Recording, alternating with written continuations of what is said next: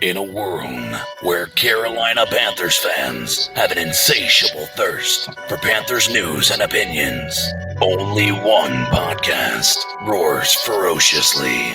It's the C3 Panthers Podcast.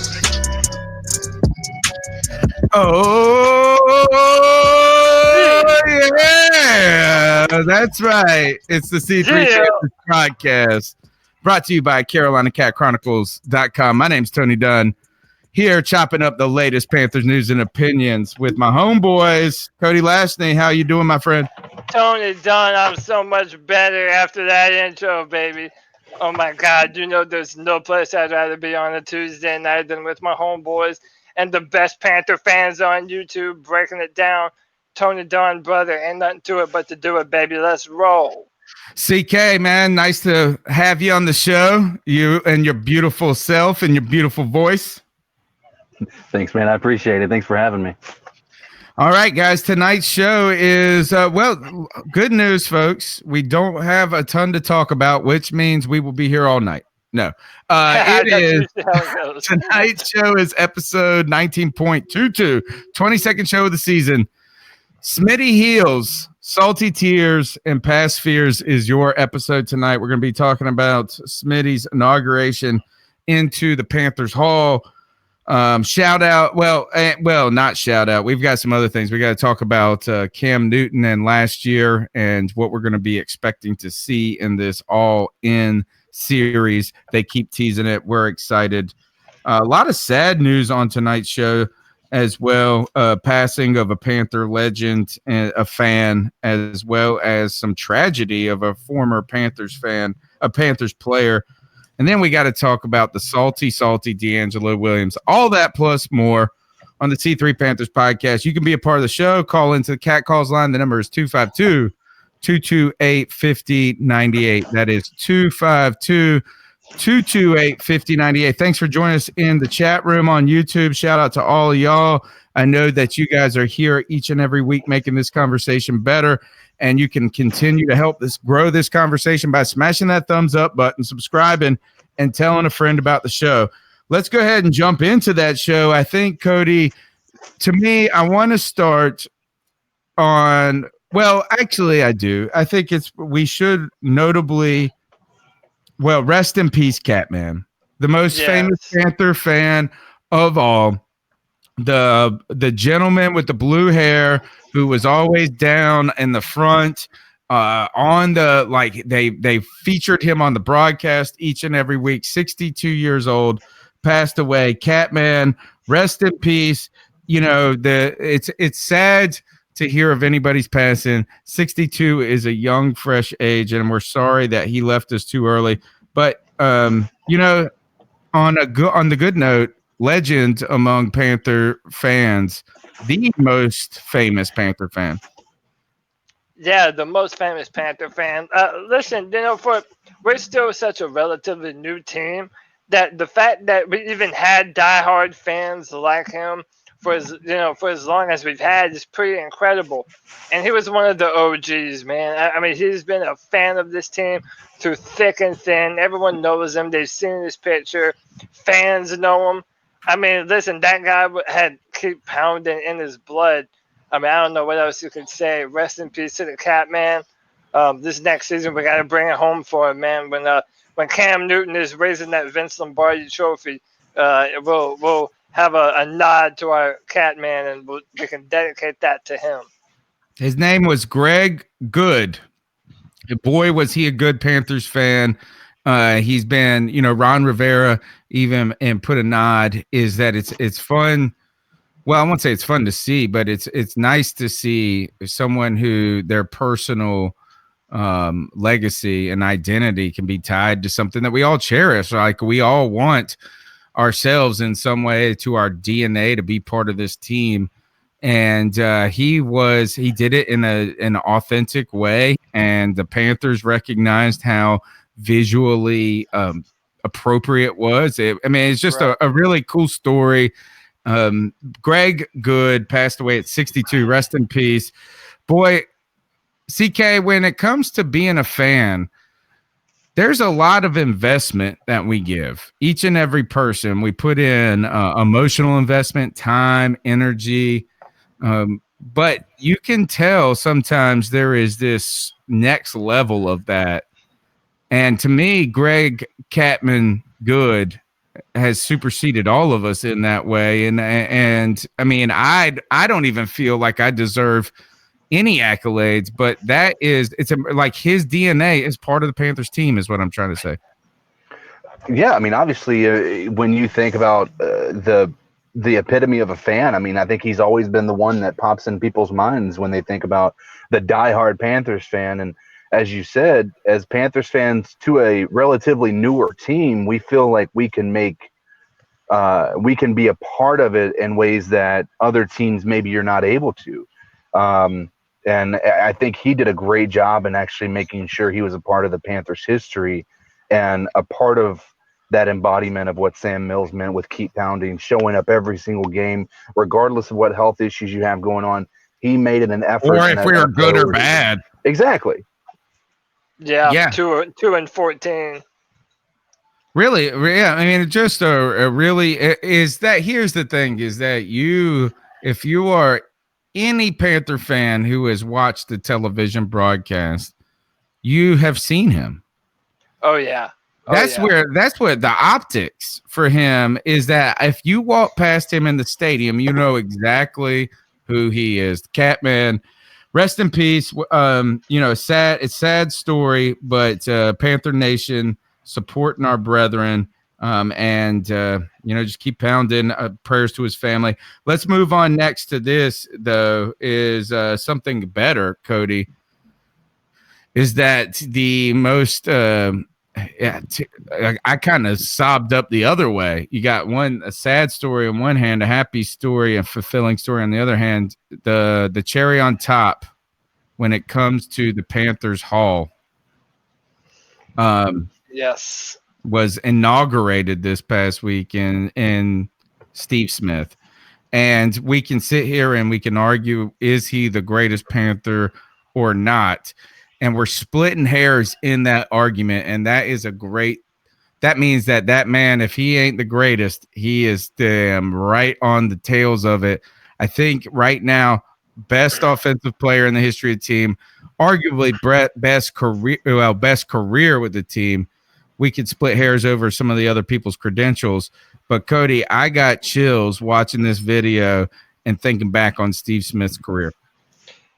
Yeah, Steve Smith was incredible, by far the best Panther wide receiver that we've ever had. And after we drafted DJ Moore, we said, Steve Smith said that after they lost me, they've never been able to replace me, and he was telling the truth. And we got a little something.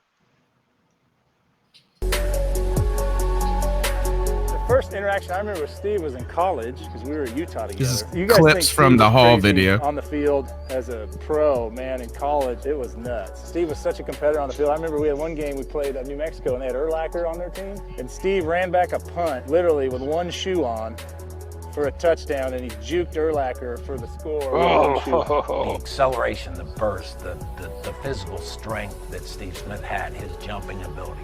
All those things, you can see on tape. Something about Utah, right? Steve Smith, third-round pick, so not like the focal point of the draft class at that point by any means. A rookie playing in his first game in the NFL, not viewed as more than a rotational wide receiver guy, special teams player, and takes the opening kickoff in Minnesota back for a touchdown. The rookie Smith from his 7-yard line. Running outside, 30, there he goes! Smith is gone! The rookie on his first touch as a professional, all the way for a touchdown! That sound familiar? Steve Smith. Yes, it if does. A player can beat you by himself single-handedly. Steve Smith pretty much did it. Got him right where we want him. Yeah, overtime on the road. As we start overtime, quarter number 2. Smith at the 45 to the 40. It's free. It's 20. St. Louis played a lot of cover 2, which the safety would lean outside. Listen to this. And so you try to make the safety look like a clown by banging the post. Make the safety look like a clown. I love it, dude. So it's Jake did a good job of going on 2, so we were able to get the time and get that route off. Takes a minute. So our O-line did a great job. Steve ran a great route. Jake dropped a dime for a walk-off overtime win. That play was as well executed as any plays really in the history of the NFL. What happened between you and Talib on the field early in the game? I don't know. You go ask him because he didn't finish the game. Ice up, son. There was a swagger, a confidence in Steve Smith, and that passion. It's hard to find in human beings, but I'm telling you, you will not find a human being more competitive than Steve Smith. My emotion was part of my game. Some people say when you get emotional, you lose your focus. But for me, if you got me upset, my focus became more and more narrow. You know, even in pregame, he'd be looking at the opponent, you know, he would gear himself up. I'd not seen a player in my career that was as competitive as he was. Anytime you've doubted Steve and given him a reason to be motivated, he took that reason and he used it. Try me if you want to. Because he wouldn't accept mediocrity.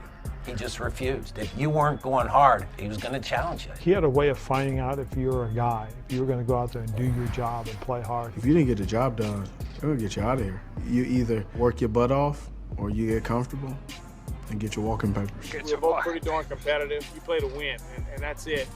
And obviously Steve's the same way. We respected each other. We never, ever jumped each other's behind on the field. If I missed him on a pass, he never berated me like a lot of these diva receivers do. You could go 50 interceptions, but you're still my guy. He brought a passion.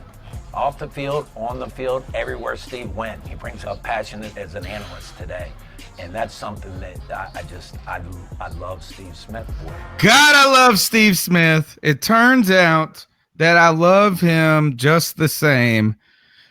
I'm not going to let the last moments of his interactions with the Carolina Panthers dampen anything about it. In fact, I'm bringing this back up. I want to know, is there a bigger personnel blunder in the history of the Carolina Panthers than releasing Steve Smith in 2014 to save $3 million? I don't buy this bullshit from Gettleman that with Steve Smith in the locker room, Cam Newton could not grow. How do you hear all of these greats talk so admirably about him?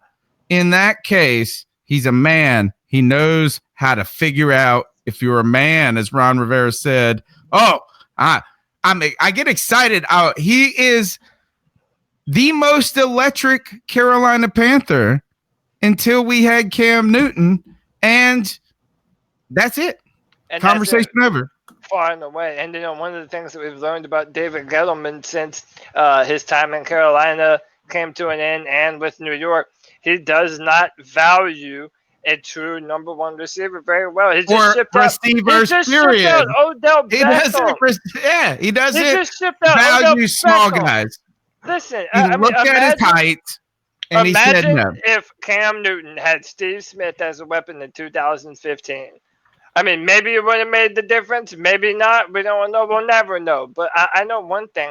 Having a dependable option to be able to throw the ball to down the field and you know that he's going to beat the coverage. I mean, that's Steve Smith, man. A number one wide receiver. You know, it may not be a necessity or a necessity. Cam Newton in 2015 showed you that. But what you do need is a dependable target that Cam Newton knows that he can go to time and time again, and he has not had that in forever. And man, it's so incredibly valuable. And Steve Smith is hands down the best receiver that has ever put on the uniform for the Carolina Panthers. And until DJ Moore or Curtis Samuel proves otherwise, no one has yet to do it. Man, they don't even have an opportunity. Like, they ain't gonna sniff Steve Smith jockstrap until they get a triple crown. I mean, I don't want to limit my young boys, but I hear you. Like, he's a legend. He's legendary. The guys in the chat room are saying this. Josh Ramass, imagine that 2015 was Smitty. CK, I put this out here. I got chills watching this video when I watched it and today. And on top of that, I started tweeting about my memories of Smitty. And what I put out there was what I just said. Is there a bigger personnel blunder in the history of the Carolina Panthers than releasing Steve Smith to save $5? and that's what we ultimately did. Let me put this out there, is that we cut him to save $3 million. And this is in 2013. We did it, or 2014 season. We then drafted a rookie in Kelvin Benjamin to just step in and do it. And while he had an admirable 900 yards or whatever it was, is that we know that Steve Smith goes on to have gas in the tank. And on top of that, you got to go and sign another veteran. And even if you sign him at a veteran $1.5 million, you're saving pennies at this point to pay Steve Smith to go away. He goes and punishes you for it. Steve Smith was electric as a Carolina Panther. CK, when we talk about what Steve Smith was as a player, what do you think of? What do you think of in the I guess I'm trying not to just place him in the pantheon of the Panthers, because that's an easy conversation. He's at the top. But what he meant for a team with limited talent, and he still did what he did. I continue to say this. We screwed Steve Smith by making him play for the Panthers from 2009 to 2011. I mean, you can't disagree with that statement. But the one thing I'll say is the top 5 Panthers memories outside of the 2015 season. Name one that doesn't involve a team that has Steve Smith on it. You know, like it just. That's a great way of putting it. He was a fucking dog. Yeah. A dog. The meanest dog in the yard. And you wanted that aggression, man. You wanted that, pardon my French, that fuck you attitude on the field. It's like, we're going to the end zone, and I don't really care what your opinion on the matter is. Like, we're going that way, dog. And listen, man, I mean, we have a whole segment, the longest segment in C3 history is dedicated from the words of Steve Smith himself. The man is a legend, dude. I mean, he has that little man complex. But, dude, that little man would whoop your ass, son. Yeah, I mean, just badass. And that type of bravado for days, man. Incredible player. CK, first thing, I say Steve Smith, first memory. First, it's got to be X-Clown. I mean, well, no, it's definitely going to be the Vikings was it Vikings? I don't know. His first play. The rowboat. Is that not? Well, okay. Look at this. We've already got. You just fumbled between 3 plays. Yes, I did. Right. And what I mean by that is that's how awesome he is. The very fucking first play of his career, he scores. He runs. Oh, I guess that was against the Vikings, wasn't it? The first play where he scored a touchdown. All right. I was thinking about this when you said the Vikings. He made that one corner. Do you remember there was a corner? He played for the Washington Redskins at one point, and then he went and played for the Minnesota Vikings, and he was actually a pretty damn good player. This was when Steve Smith did the rowboat celebration, and he put up like 200 yards on this one dude, and the guy like had to quit football after. What somebody in the YouTube chat room has to get that back. Who was that guy? It was like Hank something Hank. No, I cannot. We're gonna look it up. All right, so you're flipping between his very first play of his career and X-Clown. Cody, first memory, Steve Smith, or not first memory that comes to mind. Oh man, you know what, man? It has to be against the Arizona Cardinals, Cam Newton's touchdown pass. That's what I was going to say, strangely. Oh, my God. It's good. Oh, it was so good. Cam to Agent 89, and boy, he just strutted into the end zone like a boss, man. Just, dude, the most confidence that you could ever have. I mean, like I said, man, you want that guy on your side in a fight. It doesn't matter who you're against, man. You want Steve Smith on your team.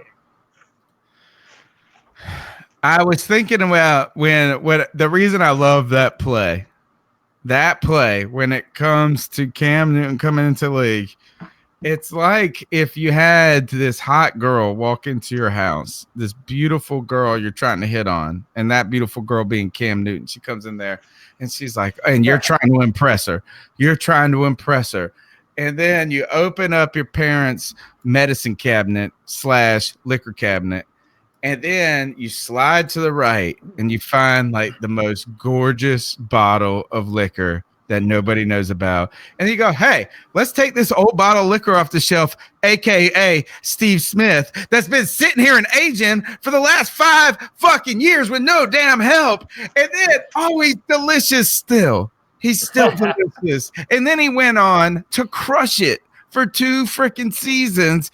It was so wonderful to see that fine aged wine come back out, man. It tasted good when those grapes were fresh, and it tasted better when it was vintage. Steve Smith was, I continue to say, I slightly wish we would have traded him to Indianapolis in 2008. Just so he would have a better career? Oh, my God. If he would have been with Peyton in those top 3 years, 08, 09, 10, 11, 4 years right there. Peyton is the top of his game right before he busts his neck up, whatever it was. He would have – Reggie Wayne, what? Who? Yeah. That type of – I mean, if you would have put him with that, I just continue to look at his statistics and say, man, he did that with the best quarterback being Jake Delhomme. Yeah, and, to me, it kind of goes to the point, a good wide receiver and a good quarterback, I mean, they can make each other, man. I mean, they can absolutely make each other. I've look at, DeAndre Hopkins in Houston. Now that he has Deshaun Watson throwing him the football, now you see that guy making crazy plays all the time. And, I mean, they boost each other's level of play. But I'm not happy that we didn't trade him to Indianapolis. I'm happy that he was at Carolina Panthers. It's kind of like the Kimba thing. Your point, it's kind of like the Kimba thing. Yeah, it's the 100%. Kimba thing. It's like as we chase a championship. It's not even that. It's like, hey, we recognize that you as a player are giving your 100% all. Like you bleed on the field for us. That was the one thing you knew, and that's what they highlighted in the video, is that Steve Smith gave every ounce, every cellular piece of material he had at that moment, he gave to you. Yeah. And what we didn't feel like in that kind of 09, that 3-year run, 4-year run, from 07 maybe. I mean, because of 08, we got in there with all those, with just running backs only. But the point I'm saying is this, you didn't feel like the organization was doing that. No.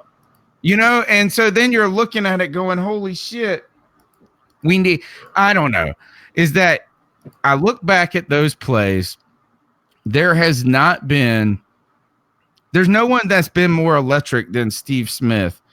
And the only person that can compare to him is Cam Newton, electrically. Yeah, I mean, we could play the comparison game. I mean, I'm always going to put Cam as number one. That's what got me back into football in a huge way. And then Steve Smith, for those 2 years, I was heartbroken when I found out that we traded him, man. And I was never a fan of a lot of the offensive weapons that Dave Gettleman put around Cam Newton. And then to lose somebody like Steve Smith, and then to see what Dave Gettleman does with Odell Beckham Jr., man, it's just embarrassing that the guy doesn't understand the value in defensive backs and wide receivers. I mean, especially in today's NFL, it's so incredibly important. But I do get what you're saying about the Kemba Walker thing. I was wanting Kemba to leave the Hornets forever, man. That dude deserves better than the Hornets. So his name was Fred Smoot. Fred Smoot was Steve Smith said that he destroyed, quote, a guy that I take pride in. I destroyed his career is Fred Smoot. Smith said Wednesday. He was never the same after. After coming in Bank of America Stadium, things just went downhill from there. Smith humiliated trash-talking Smoot to the tune of a franchise high 201 yards and a touchdown in a 2005 game. That's right. My man, Fred Smoot, was trying to talk shit about Steve Smith, and my man, Steve Smith, put up 201 on him. 201 in a TD, and then said, I destroyed his career. Fred Smoot, rest in peace. Rest in peace. All right. Cam, let's move on. You're listening to the C3 Panthers podcast, brought to you by CarolinaCatChronicles.com. Call into the Cat Calls line. The number's 252-228-5098.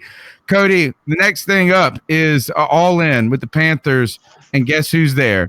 Cam Newton, getting the edge up, getting a clean up. He got his shoulder cleaned up in the offseason, but let's see him get his little head trimmed up with a cigar. Yeah, man. Hey, look, Killer Cam got to make sure the drip is on point at all times, every time. But before I play this clip, knowing how the season ended and hearing Cam talk like he does, like you're about to hear, not only is it kind of sad, but it gives you, a little bit of insight into what Cam Newton thinks about his teammates and how much responsibility he puts on himself in trying to get these guys to hoist the Super Bowl championship. So without further ado.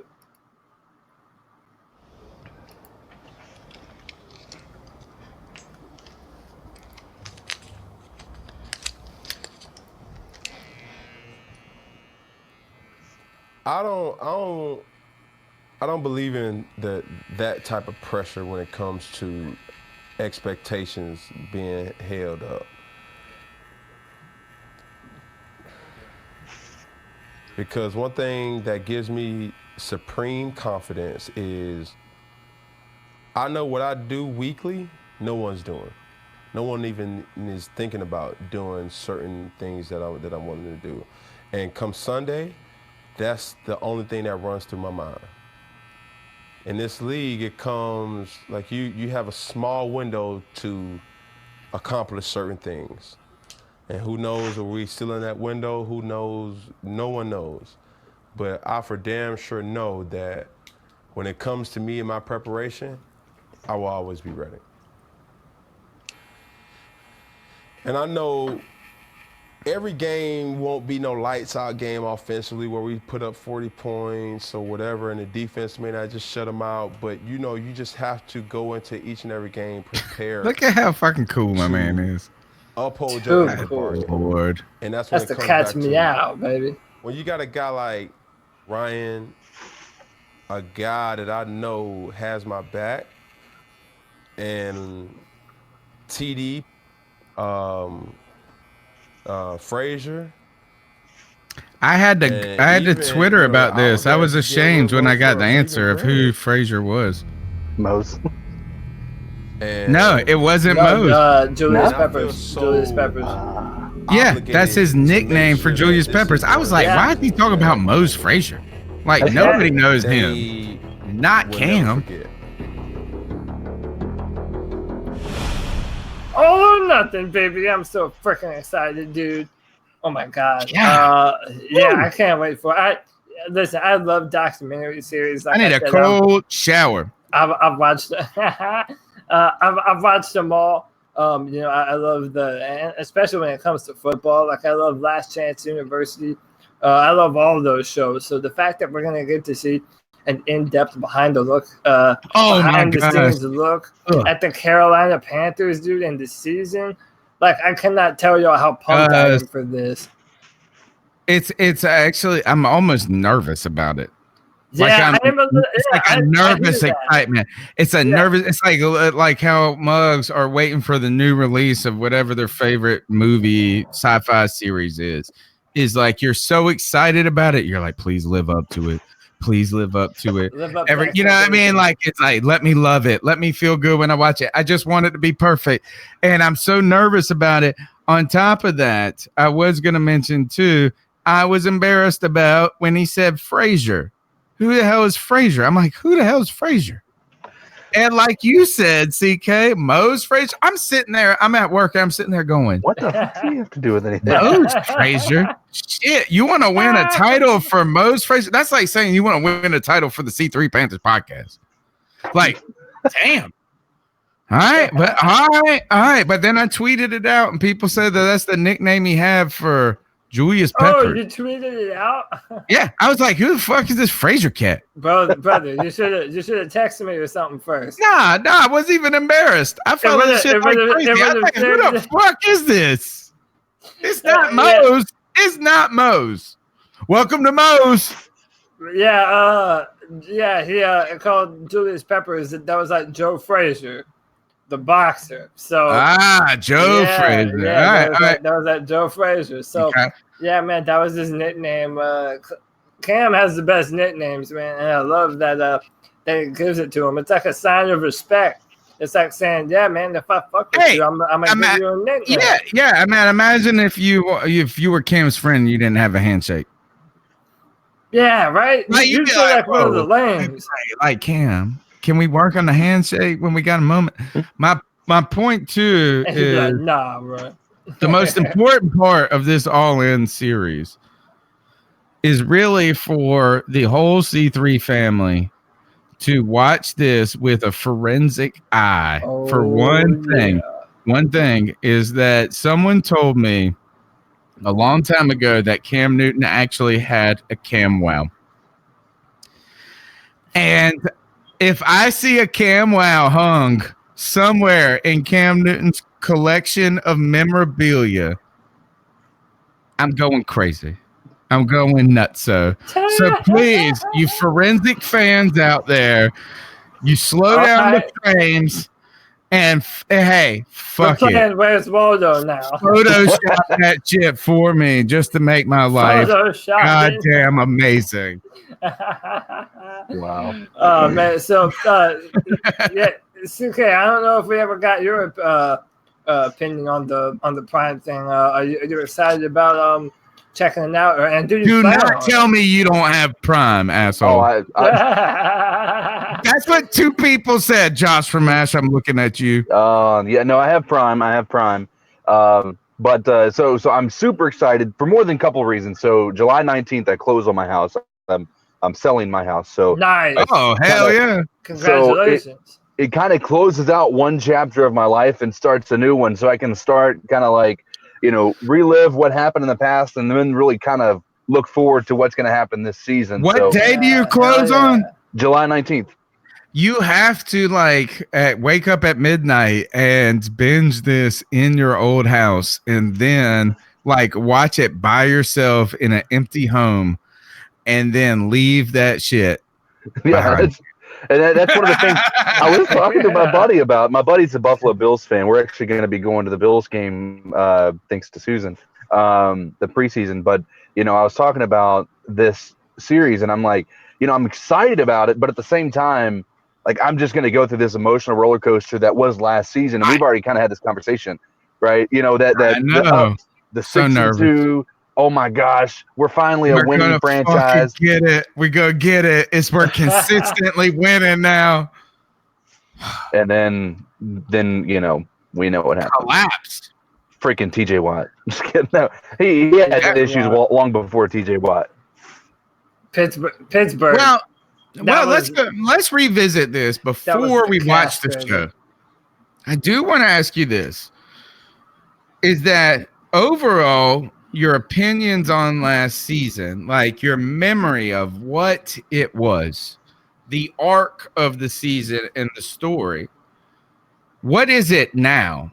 Because I'm interested in hearing how it changes as we watch the show. Yeah.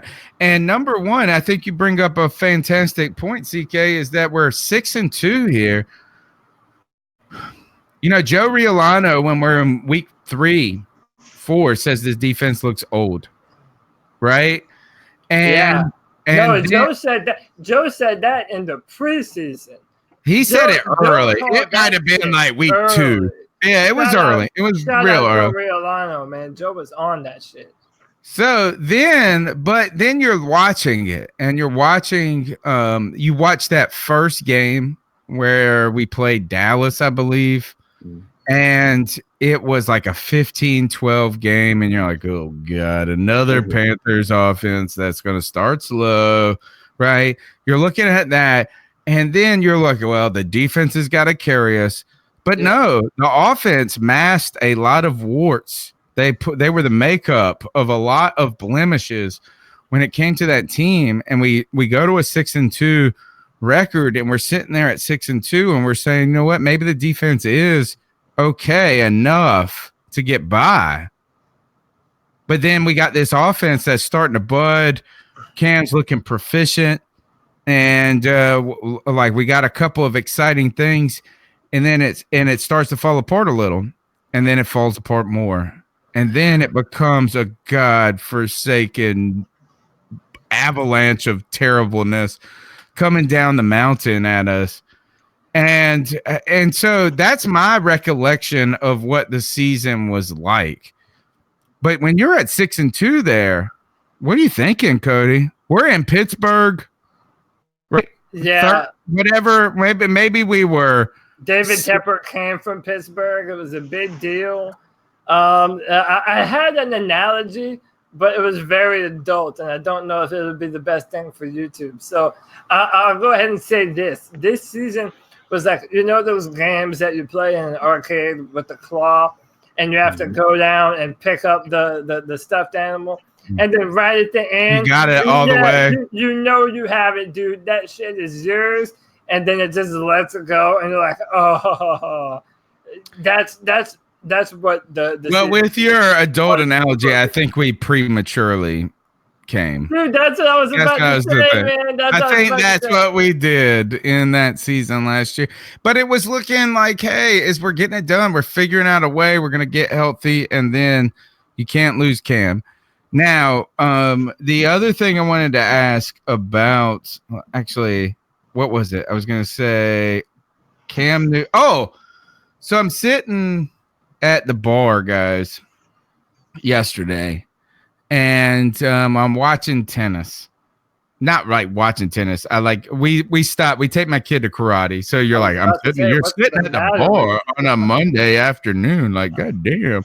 Like, yes, I was sitting at the bar on a Monday afternoon. After work on Mondays, we take our kid to. She goes to karate, and there happens to be this wonderful craft beer bottle shop right beside it where you get to get craft beers. So she goes to karate. We rendezvous at the damn Tap. Shout out to Tapped on Fire Tower for that. It's amazing. So they had the tennis. They had the women's tennis on, and they were showing men's highlights. And I go, I wonder how Cam Newton would be at tennis.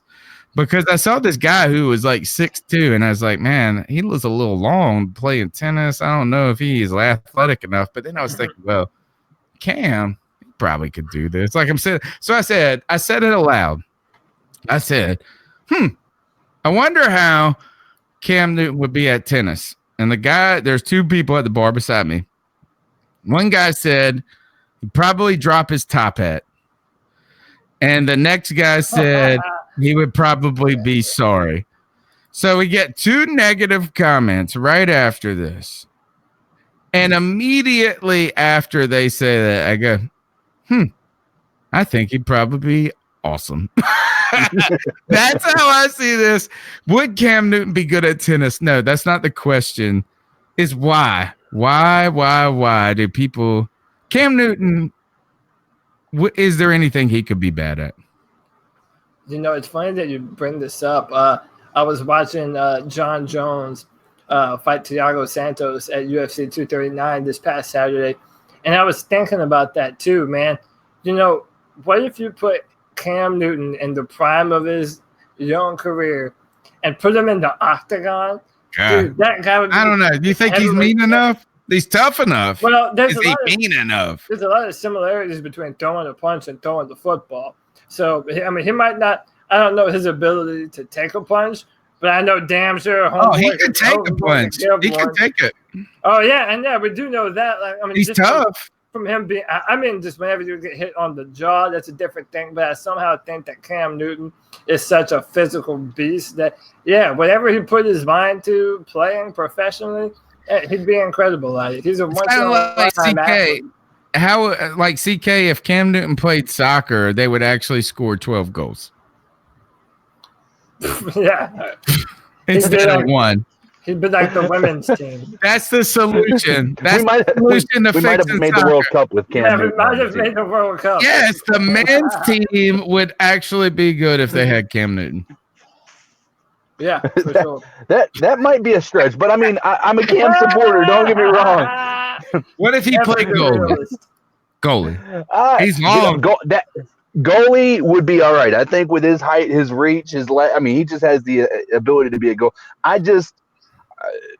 If he put his mind to it and he actually practiced soccer, I think that would be a different story. I think he'd be all right. What if he threw the ball in and just killed someone? Took their head off. Bitch, that's what I would do. I would throw it at the defenseman. No, just all he would need to do, catch the ball as a goalie, and he could just jet it. He could just fire it into the other goal. He just throw it. Well, the crazy thing is there's only one thing that may be too big for Cam to overthrow, and that's the fucking soccer field. Because God forsaken, it is like 12 acres of land out there. You look at that, it's keeping landscapers in business for lifetimes. It is no. All right, so Cam Newton. Oh, speaking of, let's continue on with Cam Newton. Cody. Yeah. So hit me up. You and Cody came hard. Cody came out. I agree with Cody on this, but Cody on Twitter, I pull up Twitter at work, like I'm in the bathroom. Everybody's like, "Do you work?" I'm like, "Well, I'm also taking a dump." My bad, folks. So I'm there, and I pull up Twitter, and Cody is like blasting PFF, put on blast. Tell us what happened, Cody. Yeah, man. So, well, I'll just show you guys what I put. Listen, we need to have a real discussion about these snobs at Pro Football Focus.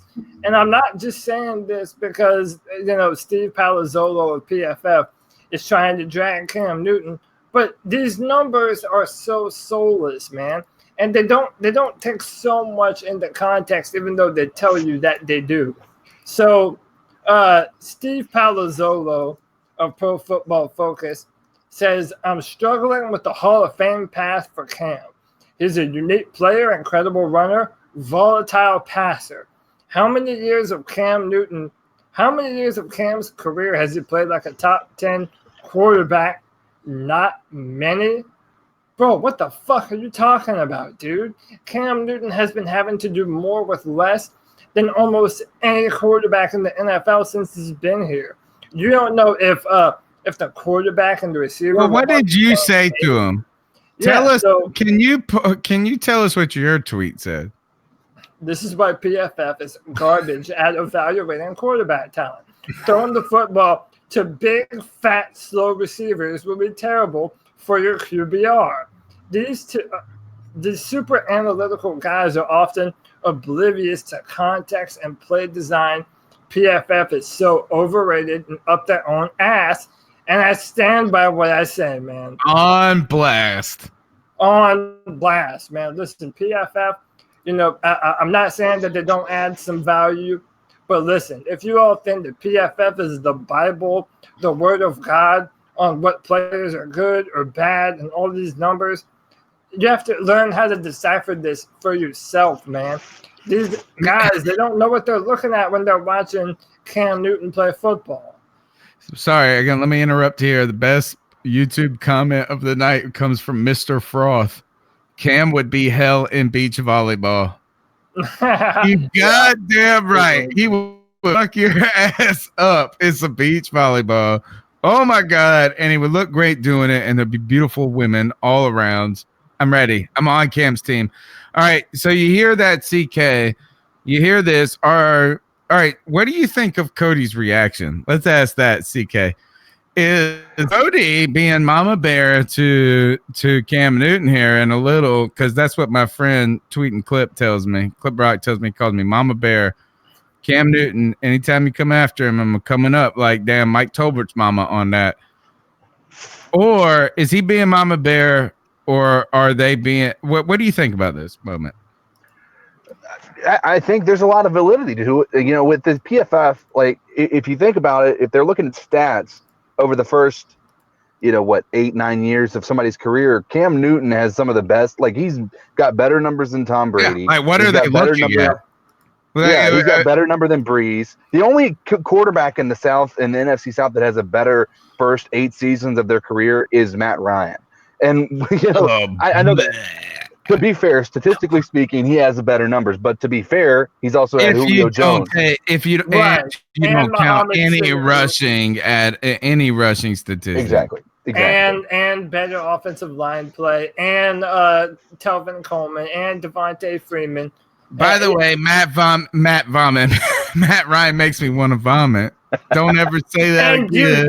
And Pro Football Focus sucks off Matt Ryan at every chance that they get, dude. Let me ask you this, Cody. What are they focusing on? If you're not focusing on stats, what are they? Because CK tells us right here, and he's right. And that's what I tweeted, is he shattered every fucking record you could think of. And what do you need at what point?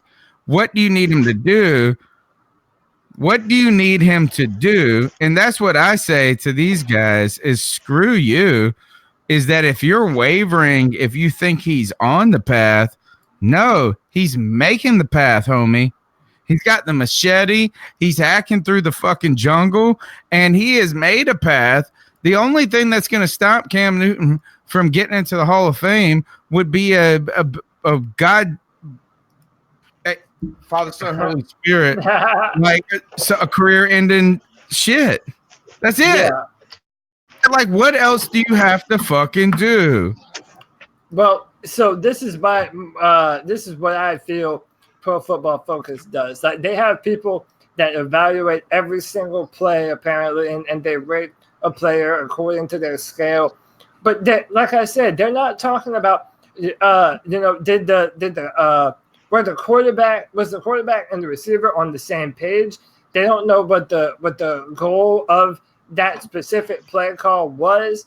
They're not talking about how separated the receivers are from the defensive back, how many times the ball was dropped or boggled or intercepted because the ball went through their hands. Numbers will never tell you the full picture on Cam Newton. They're not going to. How about this? Is they won't tell you the full picture, but Cody, they tell us some pretty impressive shits on their own, don't they? Don't they paint a pretty fucking impressive picture on their own? 100%. How many people would have the numbers that Cam Newton is putting up if he had? How many people have his numbers? That's what I say. It's how many mugs have his numbers. Even with the talent, the little talent that he's had around him on offense and on the offensive line and at the receiving position. Listen, Cam Newton has already had, in my opinion, a Hall of Fame type of career, and a Super Bowl is going to cement that. If he gets a Super Bowl, I don't want to ever hear this conversation again from anybody. Hey, man, take it up at PFF. That's it. Is that like, no, I promise. And that's, well, you know what? I will. I'm going to comment until then. When Cam gets his Super Bowl, you have to delete this shit forever. Delete this thought. Not the tweet, the fucking thought. The thought. The thought. You're from New Jersey now? All right. So speaking of, I'm salty. I'm upset. I'm salty and upset. Someone else turns out to be a salty ass mug. And look, I'm cursing a lot tonight. I don't like it. I do have a foul mouth. I think I'm a bad influence on you. You are a bad, vulgar influence on me. I'm sorry to I have a the foul mouth. I try to clean it up on this podcast, and then Cody. I bring the worst out in you. Or is it the best? Oh, and now. Tony Darn. Tell me this is what the hell happened. All right, so we get this terrible moment, the sad moment of Catman dies. Yeah. We talked about it earlier. This person passes away, and within 24 hours, DeAngelo Williams comes at the Panthers organization. Now, be mindful of this. The Panthers are owned by a different person now than when DeAngelo played for them. There's a completely different culture already. So your salty ass feelings show today. Look, Cody, go ahead and play the video. It's not a video. It's just a series of tweets. I do want to, what D. Well said was this is number one. He said this. He said, look, this Panther fan, the biggest Panther fan in the world, passing away, and has all right. It says this. I need to read it verbatim. The biggest Panther fan in the world, by the way, Panther lowercase, has passed away at Panthers. You, lowercase you, sorry, bothers me, should say something about Catman. Show us you care about the fans. DeAngelo Williams calling out the Carolina Panthers on July 6th. I'm pretty sure that's like right when the stories are coming out. What is DeAngelo doing here, guys? Dude, could you imagine caring? Dude, this is like that ex-girlfriend that will not stop talking shit about you online, and you've been broken up 7 years now? Bitch, move on. Find some other shit to do. Really, is this still come on, man? I understand you think that you're making a point, but then you're dragging the death of another man into this. Come on, bro. That's I know we're cussing too much tonight, man, but that's a real bitch move in my opinion. And all it does is trash on people that he feels wronged him. And I guess that means the entirety of the Panther fans that bought his jersey and supported him when he was here. The guy is just, he's trash, man. This is low. He's always been low. And dude, I hate that we even have to talk about him right now, man. He's such a loser. All right, CK, DeAngelo comes out, calls the Panthers out, which is kind of like, this is awkward, right? Have you called your mother yet? Have you called your mother yet? That's what I feel like I'm getting from somebody, is that my mom's an Italian woman and she needs to be called. Right? She needs to, and it's like, why haven't you called me? It's like, hey, first of all, we're working on the shit. A, it's been why has this got to be on your damn timeline? But B, DeAngelo then goes on and just fights with Panther fans incessantly about no, I'm not salty. You're the bitch ass mug. This and that, back and forth. Why? What? To me, is this self-serving? And CK, going back to the whole Pink thing, there's always been a degree, I feel like, with DeAngelo and the wrestling shit, the self-promotion. Yeah, but it just seems like he is losing so much goodwill with people that really. We all liked him. Yeah, we liked him at one point. Even the social things that he did with breast cancer and things like that. You want to sit there and still like the guy, but when he pulls, it's just like he's alienating so many people that once supported him more than anybody else did. He went to Steeler Nation. Certainly, he did a good job there for a couple of years. But did we wish him ill will? No. Nuns. It's absolutely asinine to sit here and think that he's going to treat people who clearly are coming to his defense in certain circumstances like they're bottom of the pond scum. It just doesn't make any sense to me. He is obviously out of touch. This is what happens when you do get success and you have done a lot of right things in your life, right? You've done so many right things, but you are a victim of your own success in this instance, to where you think that everybody else hasn't. Their misfortune is because they aren't as good as you. They didn't work as hard as you. You have bought into your own legend, DeAngelo Williams. And I'm sorry to say this, is that actually, I'm not sorry to say it, is that ever since I've gotten to know DeAngelo Williams, I have liked him less. And this is coming from an East Carolina Pirates fan who watched DeAngelo Williams when he played for Memphis run roughshod all over us.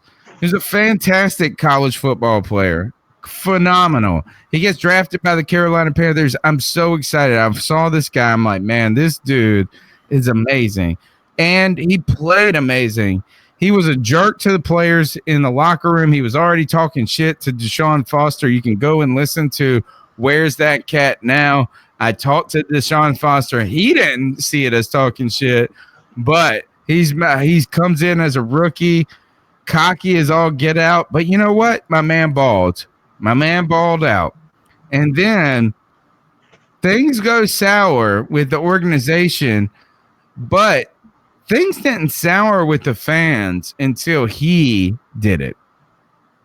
That's the thing. Yeah. Is nobody here. Actually, he reclaimed a little bit of his legacy in those final years where he played pretty well with the Carolina Panthers, but things started to sour because him. We just don't like him. Well, and listen, every action has an equal and opposite reaction. So when you treat people with disrespect, like, what do you expect fans to do? You're talking about the Carolina Panthers. Do you think Panther fans aren't going to call you an asshole for acting like an asshole to the team and to players that have been on the team? It's like, come on, dude. You're old. You're tired.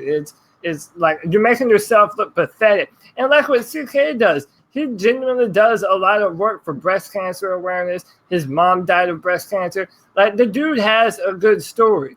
But when you go out of your way to act like a jerk, you can't get mad when people call you a jerk. Straight up. I mean, it is what it is. He's so salty. I don't know why. Like I said, he's like that ex-girlfriend that doesn't know how to move on, or boyfriend. We don't discriminate, whatever. That ex that doesn't know how to get you out of their heart and head. So in order to make themselves feel better, they have to shit all over you and the success that you're having. So, dude, peace out. He's gone on. Yeah, I mean, he's gone on to call people losers on the internet. And it's just, it's like, I'm sure that he does deal with a lot. And any star deals with a ton of mentions. You know what I'm saying? So I look at my @ mentions on Twitter. I'm like, oh, people care about me. If you're a celebrity, you look at your @ mentions and you're like, shit, everybody hates me. Right? So I know he deals with a ton, but you don't shit where you sleep or eat. Right. What is this? What's the saying? Don't shit where you eat. Yeah, don't shit where you live. Where you or sleep. Eat, whatever it is. Whatever it is DeAngelo did that. He made his money. What you do is you con the fans and you endear the fans. Just like I'm going to endear these people. God bless Susan Deans and Mr. Froth. Hey, he might like Master. But he has a great question. And thanks to both for the show of support to the show.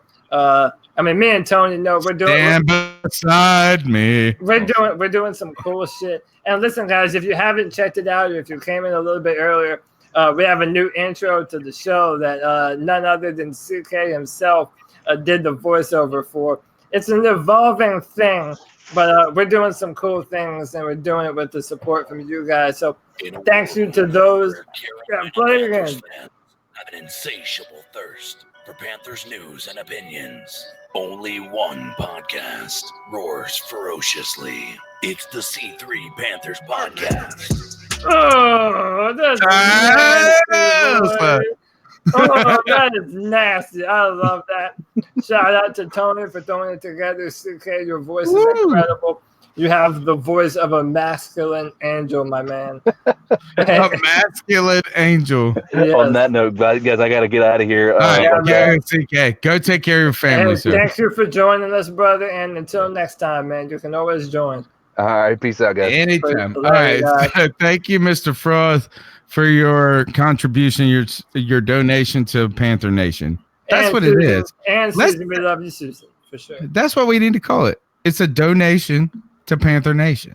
A donation to Panther, 100%. We're growing. All we do is use it to grow the channel. We just take the money that's in that little account and we use it to pay for the hosting, and then we pay to advertise the account. Like, we don't even get anything from this.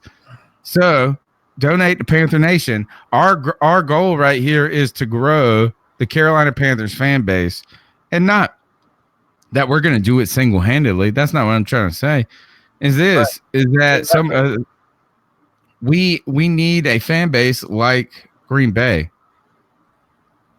And I'm not saying, look, I'm not trying to call out Panther fans and saying they're not good enough. We need generational fans. Yeah. We need fans that live. We already got it. We already have, the seeds are planted.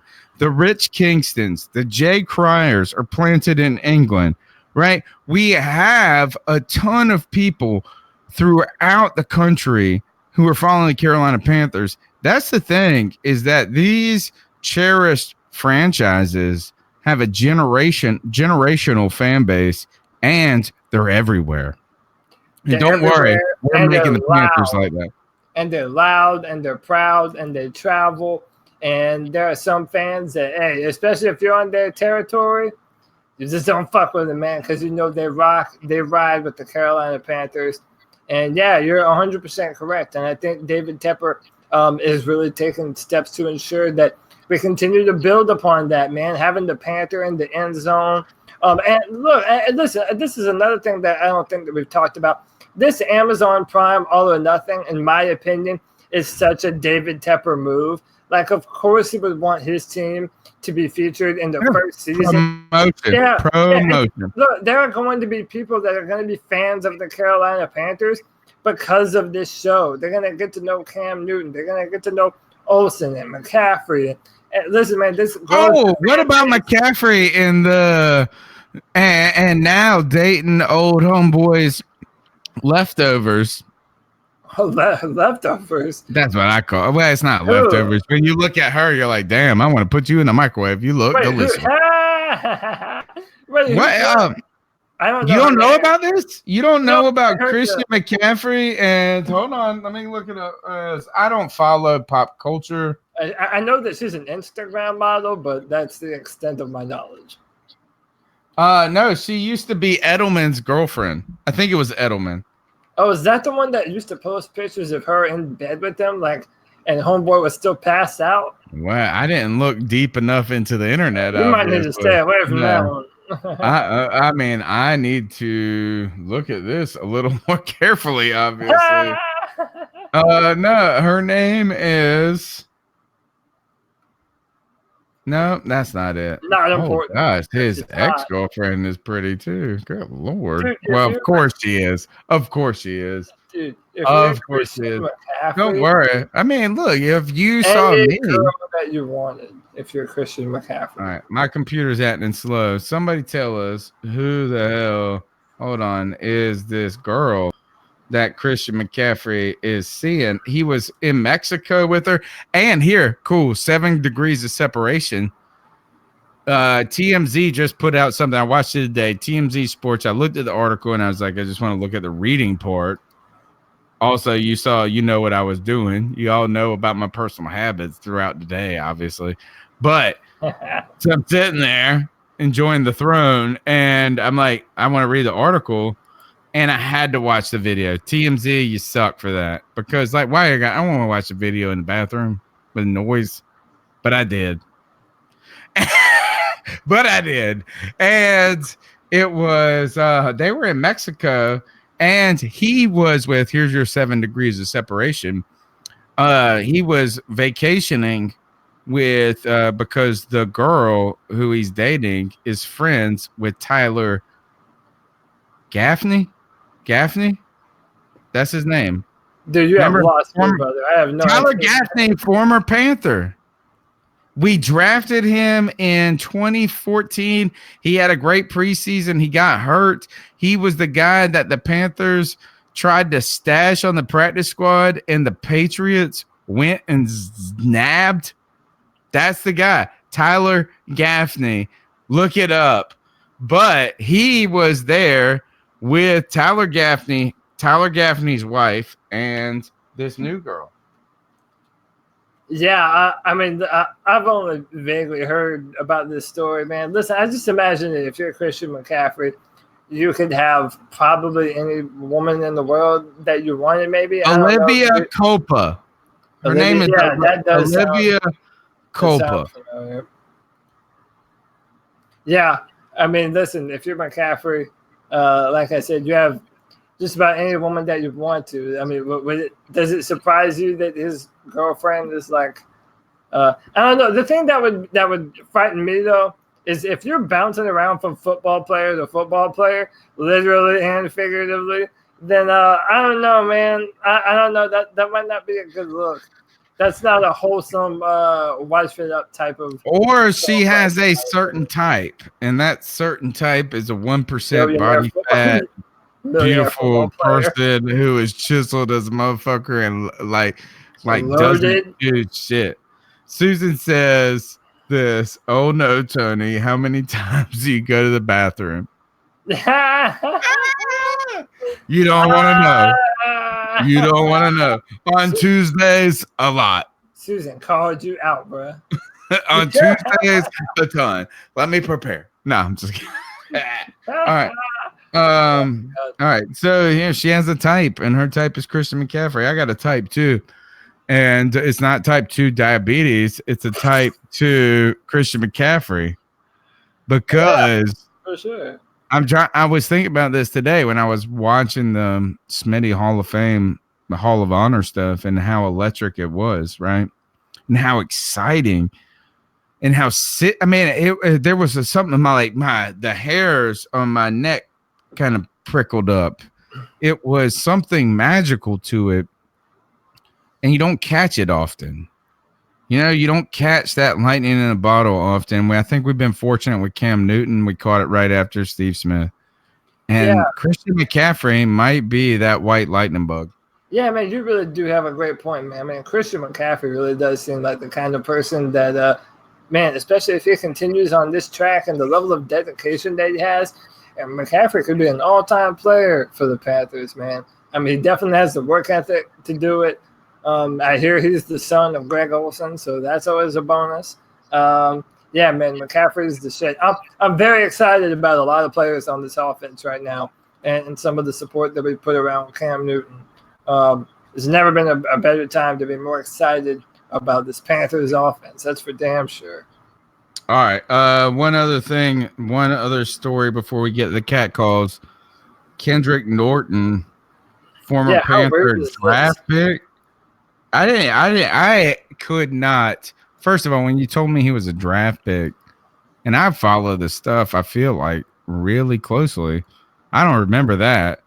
But Kendrick Norton, former Panther, he's been associated with the team, got in a car accident, rolled the car somehow, had to have his arm amputated. How terrible of a story is that? Yeah, man. Your life playing football is definitely over. I don't know of anyone that's been in the NFL ever playing with one arm. It's terrible to see. Do you have the details on how it happened? No, I don't know anything. I barely knew he was with the team. I mean, I saw that he had been associated. Right. I assumed that he was a practice squad guy I can't even say I vaguely remember his name. So when someone tweeted, like I think Rich Kingston tweeted me, he said, "Look, this made news in England." Yeah. Like he heard it on the radio in England, which is crazy. And then on top of that, I mean, it's just a sad. I mean, this is tragedy. That's what it is. Yeah, man, it's terrible. And then you have to adjust everything that you do in life. But listen, man, this is words to live by. No matter how bad you have it, dude, someone somewhere always has it worse. And it's what you do from then. It's what you do from then. Are you going to take that adversity and crumble? Then, hey, you're not strong enough to take it. Or do you move on because you have no choice and become a better person and still live your life to the best of your ability? I mean, you have to overcome a lot of different shit, and now that's something that he has to overcome. So shout out to him and his family.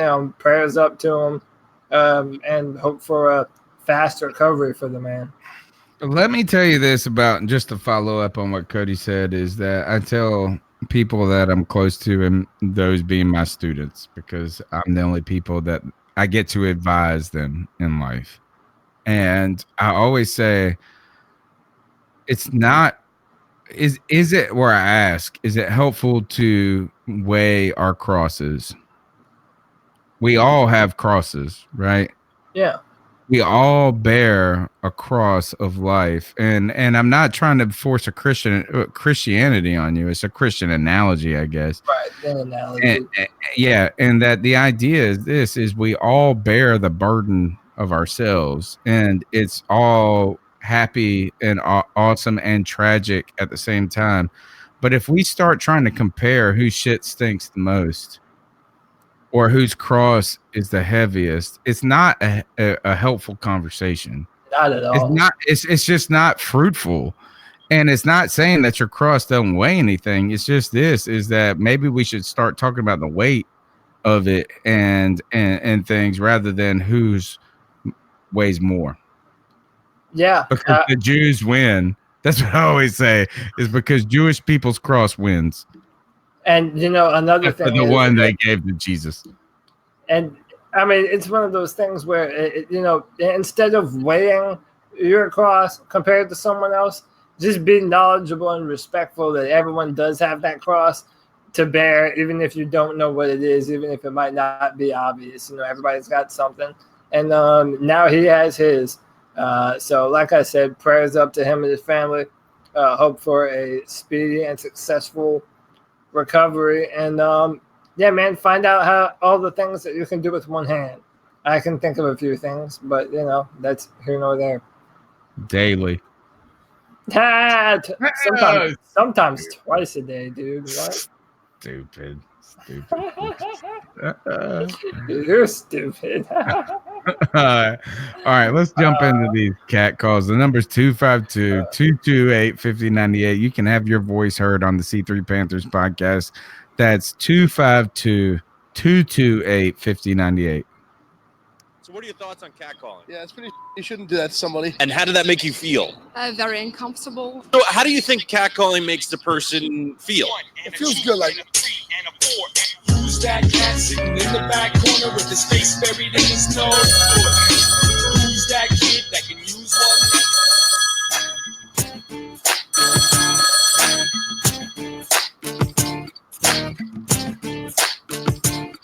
What's up, guys? It's Nick from Merrick, aka 7 Flag Crawlers on YouTube. Sorry, I'm a little behind Sunday night and just getting around to listening to your podcast on Citric. So, Tony, I'm sorry, I have to disagree with you about Tom Brady. Unfortunately, I feel like he's a has-been.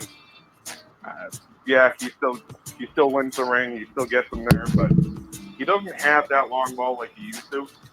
I remember being a little kid, sitting on my inflatable Super Bowl chair and just cheering on Tom Brady as he threw the long ball to Randy Moss. And he doesn't have that now. I mean, yeah, he's an old man. He's ready for his rocking chair, but it's just not there, So, but I will say this: never forget 28-3. Never forget. There goes the Falcons. But the only good thing Tom Brady ever did. I'm a little behind, so keep pounding. The only good thing Tom Brady ever did is ruin the Falcons' dreams, hopes and dreams. And by the way, I would like to remind everybody who's listening to C3 Panthers podcast, we never relent on our Falcons hate. And so much so that when that stupid ass 2016 Super Bowl, I went to AJ McMurphy's, and it was election year.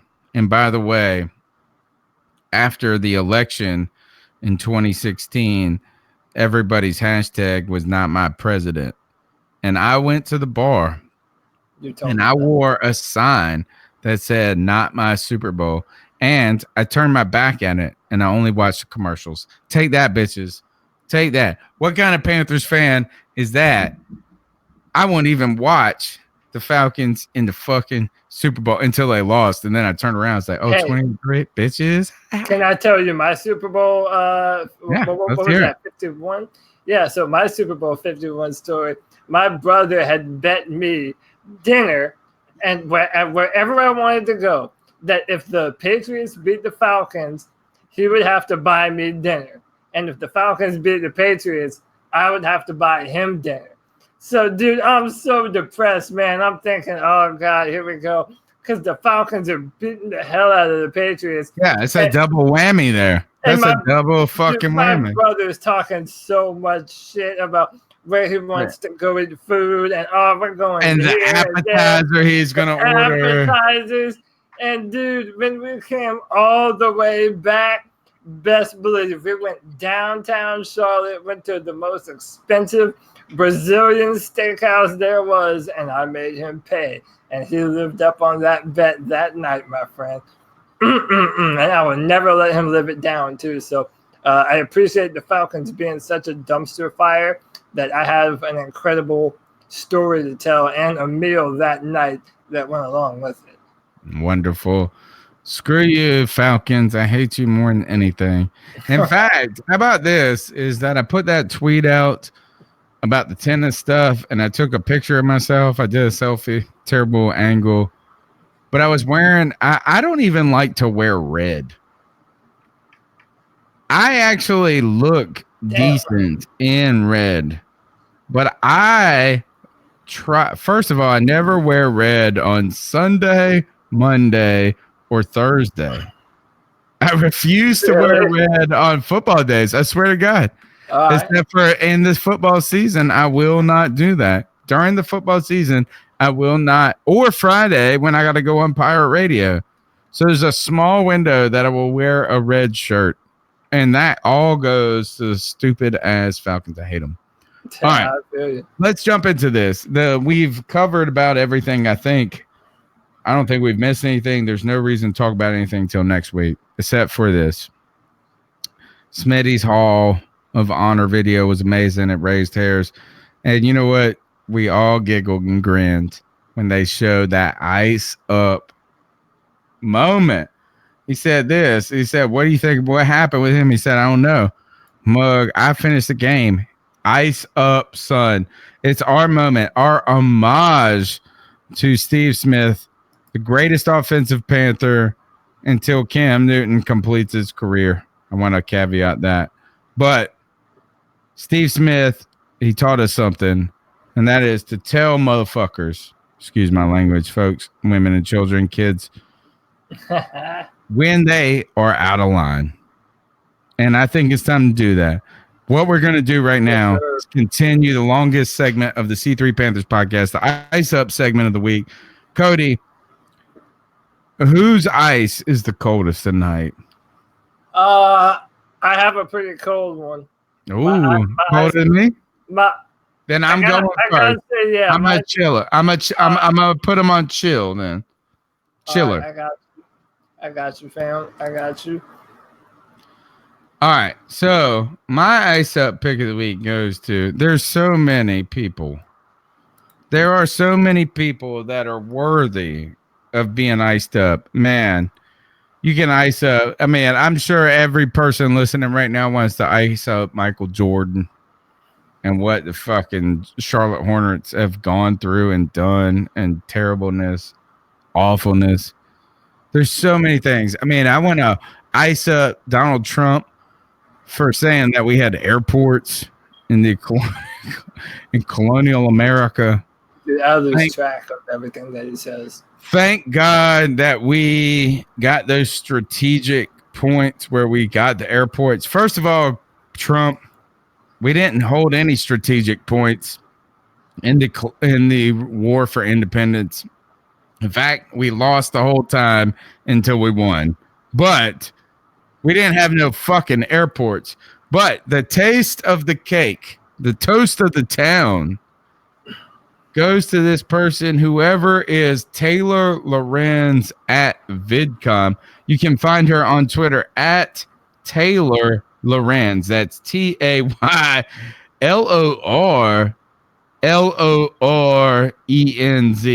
It's Taylor Lorenz. And she's tweeted this. Air conditioning is unhealthy, bad, miserable, and sexist.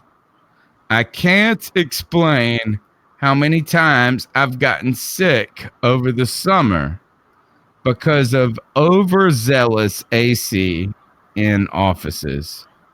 So to you, whoever you are, Taylor Lorenz, I had no interaction with you until my man at Kuntz, Koonte. One of those might be a 0. You suck a mug. In fact, I promise you this. If you are straight, you don't suck a mug because you suck. That's what you do. Like, who the fuck calls out air conditioning? Number one, I live in North Carolina. I live in Greenville, North Carolina, where humidity on a daily basis eclipses 90%. So F you, air conditioning might be the greatest invention other than movable type and fucking electricity and the internet for mankind. Dude. The most monumental invention of mankind is arguably goddamn air conditioning. Tell me this. What city existed in the South prior to air conditioning? There were 2 motherfuckers, Charleston and Atlanta, and Sherman burnt Atlanta, and Charleston is a godforsaken swamp. The South sucks without air conditioning. Number one. It does get hot as fuck. Life sucks without air conditioning. It's a first fucking world problem. Number one. Number 2. Being cold does not cause you to get sick, you shithead. Just being cold air does not make you sick. That's like saying fucking Shout drinking out to hot, Jeff Hodge, who just said that in the chat. hot air. Oh, is that nice? Thank you. No, but I got a pinpoint. Michael Wade says his AC yells out prejudice things.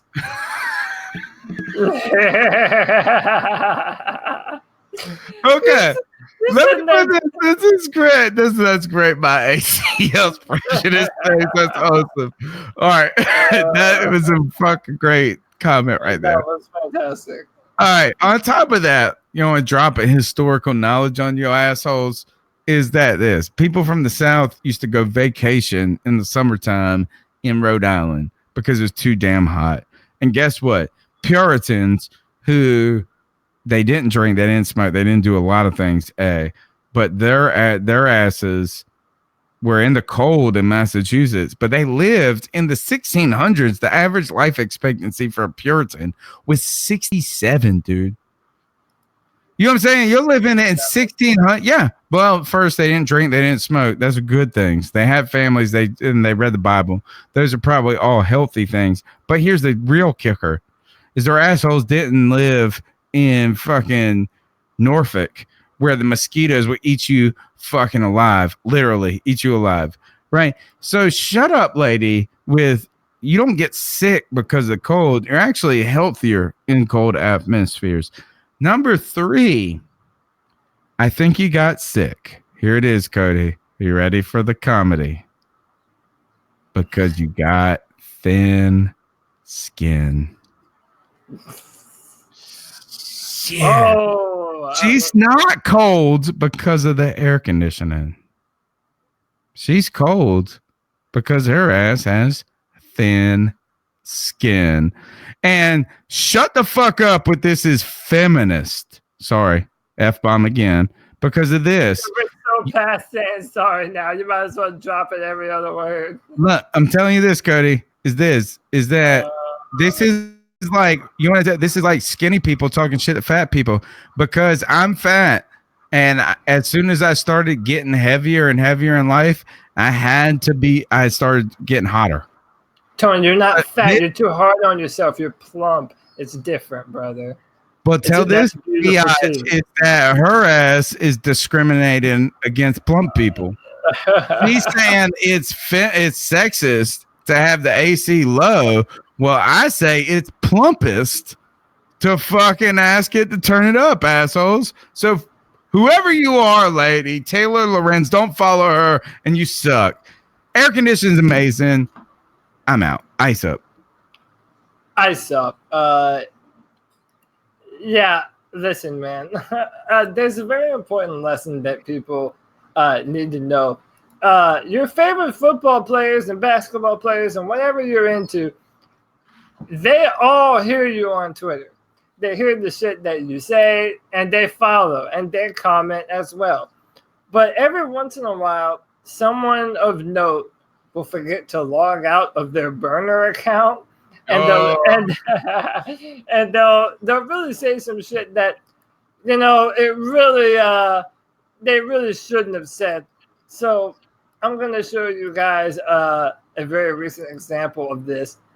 This is Shea Patterson, the quarterback for the Michigan State or the Michigan Wolverines, put out. By the way, this is Shea Patterson. Forgot to log out of his account. Says Patterson is going to be the best quarterback in the conference. Fields hasn't played a snap yet. That kid's so overrated. Shea would have won the Heisman last season if Harbaugh had let him call the plays. Dude, that's dumb. Oh my God.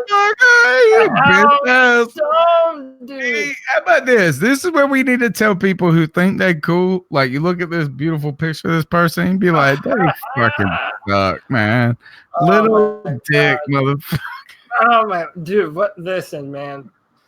That's how you know that you care a little too much about what the public thinks about you.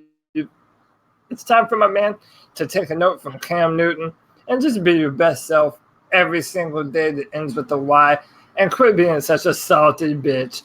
Ice up, Shea Patterson.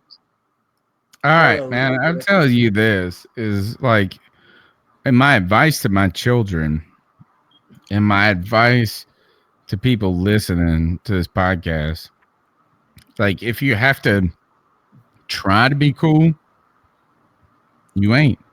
No. If you gotta try to look good, you ain't. Like, I mean, here's what cool people do. Real cool cats. They just is. They just is. And sorry, son. Ice up. Damn. Ice up. What a bitch. Yeah, what a bitch. You know what? I mean, thank God for social media exposing this, though. Dude, we got to know you. We got to know you. And you're talking shit about another quarterback and your head coach. Literally the head coach of the fucking football team that you play for. Can I transfer? That's the next fucking. Can you put the papers in? He already transferred. He went from Ole Miss to Michigan. So he ain't transferring nowhere. Yeah, what a shit. All right. You're listening to the C3 Panthers podcast. My name's Tony Dunn. You can follow me on Twitter at @cat_chronicles. Cody, where can they get after you, my friend? At CODYLAC. Hit me up. I'll talk with you and bullshit with you about anything. Thank you. Also, real quick, shout out to Renard Hussey for the $3.50 super chat. Thank you so much for supporting, brother. Thanks to He also put tree fitty, which I read as free titties. That's what I read. I was like, damn, free titties. Where they at? Christian McCaffrey in the house. Or $350 for some titties or whatever. Listen, man, shout out Kendi, Underground West, Susan Dean. Thank you so much. Algernon. Hey, we love you all, man. Thanks for tuning in every Tuesday night for sure. All right, we're like 3 weekends away from some football, maybe. Yeah, it crazy, might be training camp really close. Training camp is like 2 weekends away. It's 3 weeks away. So we got you, bro. We got you, Panther fans. Don't worry. We're going to be just doing what you do, and that's following it here from the fan perspective. We'll check you out next week, Tuesday night, 9 p.m. Thank you for tuning in. Peace and love, you sexy bitches. Keep pounding. Get them. I got to figure out how to turn this shit off. That'd be helpful.